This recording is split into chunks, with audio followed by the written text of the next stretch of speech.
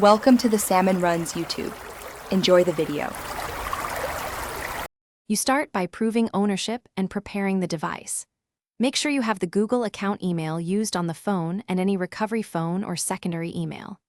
Charge the battery above half and connect to Wi-Fi. This enables remote recovery tools. If you have the device receipt or IMEI, keep it handy for support calls. Once prepared, try the built-in account recovery options first so you avoid data loss and to speed up the legitimate unlock process. Next, follow the official recovery flow.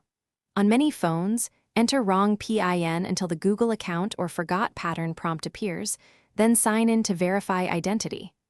Alternatively, open Find My Device from another device, locate the phone, and attempt a secure unlock or perform an erase if unlocking fails.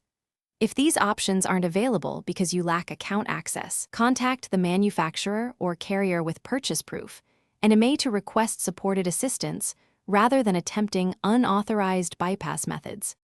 Finally, if recovery and support options fail and you accept data loss, perform a factory reset from recovery mode. Power off, hold the device's specific key combo, and choose Wipe Data/Factory Reset. After reset, you must sign in with the original Google account due to activation lock, so make sure you know those credentials or have documentation for service centers. If you run into activation lock or unexpected errors, stop and contact the manufacturer or an authorized repair center with proof of purchase to avoid permanent lockout. Thanks for watching. Consider subscribing if we helped you.